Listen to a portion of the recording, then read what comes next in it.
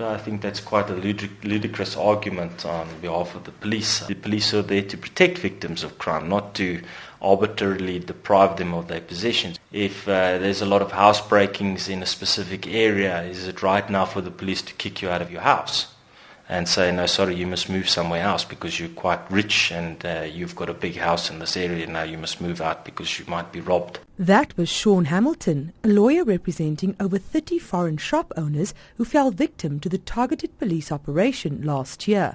David is among the 600 Ethiopian and Somali businessmen and women who had their shops closed down under the police operation Hardstick. On 21st of July, the police come and then he just give me the order that to close the shops. And from there, I just respect the law and then I close the shop. At the time, police said the foreigners didn't have the necessary business licenses to operate, but local business owners also did not have the necessary permits, largely because the system governing the issuing of such licensing is in disarray. The operation left the foreign shop owners in virtual limbo, while local shops were allowed to trade unhindered. Weeks later, some of the foreign shops were looted, and it's alleged the police did little to stop it.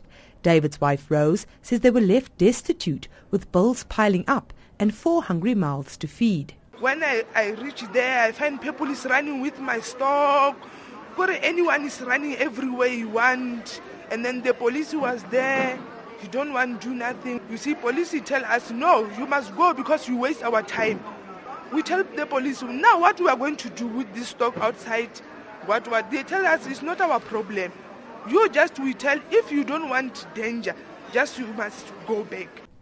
The police operation and the subsequent looting translated into over 40 million rand in stock losses for the Somali and Ethiopian shop owners. Police said they targeted the foreigners in order to protect them from being victims of crime. Their statistics indicated an increase in business robberies in the area, specifically aimed at foreign shops, which kept money on the premises and were the last to close at night. I don't think that is protecting me when he closed the shop. If I the crime and then if he leave me to work there, that I can take the protection. To close my shop is punish me. It didn't protect me. Walter da Costa heads the Militia Trust, and he did some monitoring for the United Nations in that period. He says there might be some truth in what police claim, given that about 80% of business robberies in townships across the country affect foreigners. But da Costa says the police operation actually worked to victimize the foreigners even further by taking away their livelihoods. At the end of the day, we ended up with a lot of refugees that were displaced. They didn't have nowhere to go. They had no income. They had no way to survive. A lot of it is stabilized over the last couple of months, and we left with, like I said, with a few pockets here and there where there's still no integration. David says the subsequent raids on their shops were led by local business owners who did not welcome the competition.